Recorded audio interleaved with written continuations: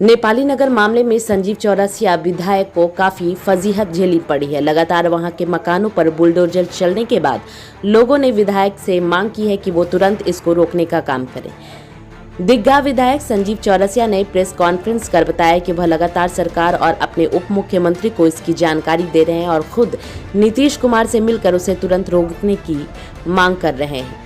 हालांकि यह कोर्ट का मामला है और इस पूरे मामले में उन्होंने आवास बोर्ड और नियमावली की जानकारी दी, लेकिन वहां स्थानीय लोगों ने अपने विधायक से सीधी मांग की है कि वह अविलंब इस कार्रवाई को रोकने का काम करे।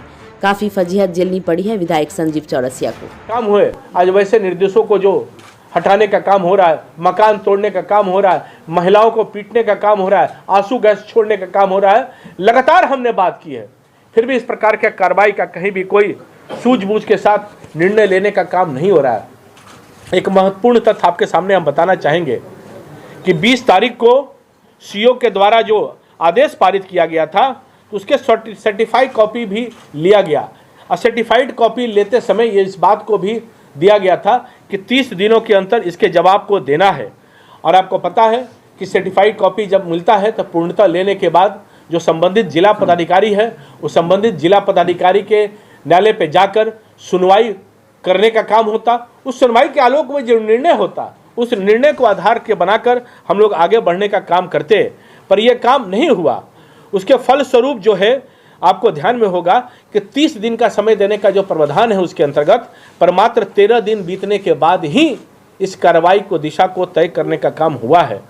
तो आप अभी हाल में ही 3 दिन पहले चिरकुट फाइल करने का भी कार्यालय से जब मांगा गया तो वहाँ भी अलग अलग प्रकार से यह लगाया गया कि सीओ का ट्रांसफ़र हो गया है, नहीं हो सकता है। यानी कि एक कुल मिला के विवादों में घेर के और किसी भी प्रकार से संबंधित न्यायालय में न जा सके वहाँ के लोगों ने ताज करने का काम नहीं हुआ है और अलग अलग प्रकार से यह भ्रमित करने का काम किया जा रहा है कि न्यायालय के लिए मांगा जा रहा है। आज आपके माध्यम से जो मीडिया में भी आया है कि न्यायालय के लिए मांगा जा रहा है, तो क्या माननीय न्यायालय के द्वारा इस रूप में कोई कन्फर्मेशन आया है क्या? मुझे जो जानकारी है कि उनके द्वारा कोई इस प्रकार का विषय नहीं आया है, क्योंकि माननीय न्यायालय के द्वारा ही ये गठन किया गया है कि कोई बंदोबस्ती बनाना चाहिए। से एक केंद्र बिंदु इस विधानसभा के दृष्टि से बना हुआ है लंबे समय से। आपको ज्ञात होगा कि 26/7/1995 में जिलाधिकारी के द्वारा जो पटना एवं आवास बोर्ड के प्रबंधन निर्देशक के अतिक्रमण के संबंधित उसका संयुक्त सर्वे हुआ और उच्च न्यायालय के आलोक में गठन किया गया कि उस समय के लगभग 3900 से ज़्यादा जो मकान बने हुए हैं उसको डिमोलिश नहीं किया जा सकता है। तो उस समय हाईकोर्ट के आलोक में यह आग्रह हुआ था या निर्देश दिया गया था कि सरकार जल्द से जल्द आवास बोर्ड को एक संयुक्त बंदोबस्ती का प्रस्ताव लाना चाहिए, जिसके अंतर्गत सबके हितों को ख्याल रखा जाए, जो मकान बनाए हैं उनके हितों का भी, जो खाली ज़मीन है उनको हितों का भी।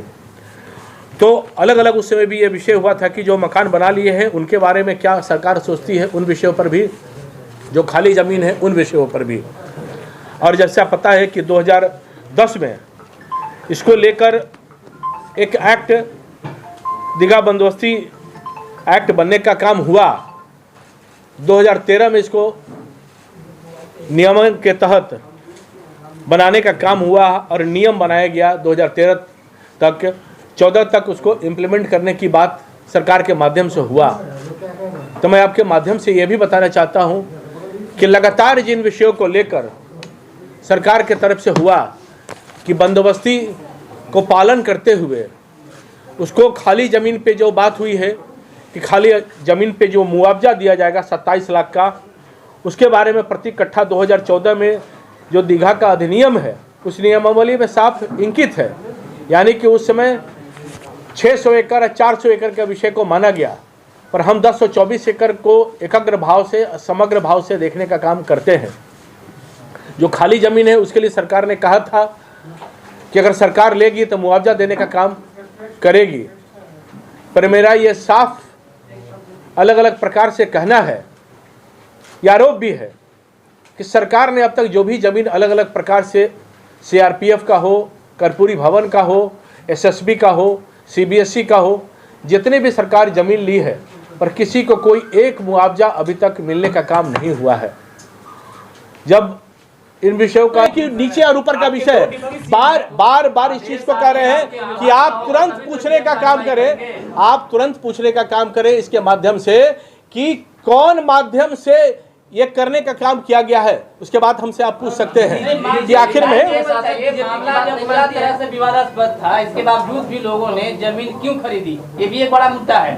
आज मैं तो उसी बात को कह रहा हूँ। विवादास्पद है तो 2000 पास किया था और उसको रेगुलेट करने के लिए उसकी मूल्यांकन कर दिया गया था जमीन का, और पैसे भी राशि भी नहीं होगा, सरकार गिराई है, क्यों नहीं किया? 2010 में राशि निर्धारित कर दी गई, 2010 में भैया वही तो हम कह रहे हैं कि राशि निर्धारित कर दिया गया, राशि के अंतर्गत विषय भी हुआ कि हम मुआवजा देने का काम करेंगे, फिर भी मुआवजा देने की बात नहीं हुई। एसएसबी से लेकर सीबीएसई से लेकर सब लोगों ने बात किया। आज ये भी विषय है कि जो बंद कर दिया गया है अलग अलग प्रकार से, जो देना चाहते हैं, जो सरकार को अलग अलग प्रकार से रेगुलराइज भी कराना चाहते हैं, वो भी नहीं कर पा रहे हैं, तो वो भी इस प्रक्रिया को भी ऑन करना चाहिए। अभी कुछ क्षणों में भी जो भी निर्णय का आधार को जमा करना था, उसकी राशि निर्धारित। आज वही बात है ना कि उनको ही करना था, सरकार को अलग अलग प्रकार से तो मांग कर ही रहे हैं कि जिन लोगों को मुआवजा नहीं मिला है मुआवजा भी उसको दिया जाए। और हम लोगों ने आग्रह भी, आप पूछ सकते हैं, भाजपा के जनप्रतिनिधि ही आंदोलन राजीव नगर के विषय पर लड़ते रहे, आपसे छुपा हुआ नहीं विषय है। वो विकास के, बिजली का हो, सड़क का हो, विकास के जितने पैमाने हुए हैं, कहीं न कहीं जो जनप्रतिनिधि अपने रहे हैं, हमसे पूर्व रहे, लोकसभा के रहे, माननीय सांसद, वो भी चिंतित होकर लगातार बात करने का काम किए हैं। संबंधित पदाधिकारी से हैदराबाद से भी बात की है, लगातार बात करने का काम। लेकिन अभी तक आप लोगों ने क्या कहा? आज बात करने की बात हो रही है, बात किया भी है, उसी का आधार बनाकर आज न्यायालय के अंतर्गत भी निर्णय कुछ क्षणों में क्या आने वाले हैं वो भी आपके समक्ष आ जाएंगे कि न्यायालय से भी गुहार लगाने का हम लोगों ने काम किया है। जो जो विषय हमने बताए हैं उन विषयों पर रखे, बैठिए ना, आप बैठिए, उन विषयों पर रखते हुए हम लोगों ने करने का काम हुआ है। आपको इस विषय को संज्ञान में लेते हुए समझने की आवश्यकता है। वो कह रहे हैं, पूछ रहे हैं कि आखिर ये बुलडोजर किसके तरफ से चलाया जा रहा है, मुख्यमंत्री का बुलडोजर है या बीजेपी का? आज आप जिलाधिकारी से इस विषय को पूछने का काम करें। मेरा आग्रह है व्यक्तिगत कि जिलाधिकारी से 2 प्रश्न करें, किनके लिए चिन्हित करके किया जा रहा है। बार बार किया जा रहा है कि न्यायालय के द्वारा है, उसके द्वारा है, तो उनसे भी आप पूछिए कि न्यायालय के द्वारा है तो कोई लिखित ऑर्डर है क्या, बतावे ना आखिर में कि है कि नहीं। तो ये प्रश्न जो है उनसे पूछने का काम हो कि आखिर में किस रूप में कहां से करने का काम हो रहे, वो स्पष्ट रूप से पूछना चाहिए उनसे। डीएम से बात हुई, आपकी डीएम से बात हुआ है? आपकी है जी, डीएम आपके हैं। यहाँ आज मैं इसी के लिए मैं कह रहा हूँ, बार बार आपसे अवलोकित होकर मैं कह रहा हूँ कि सब बातों को करने के बाद भी जब कुछ सुना नहीं जा रहा है तो आपके माध्यम से इस संदेश देना चाहते हैं कि आप इन बातों को रखने का भी काम करें और जनप्रतिनिधि के नाते भी और बताने का काम करें। पूछने जाते हैं डीएम साहब से, पूछने तो लाठीचार्ज नहीं, आज बात करके इस बात को पूछना चाहिए कि जो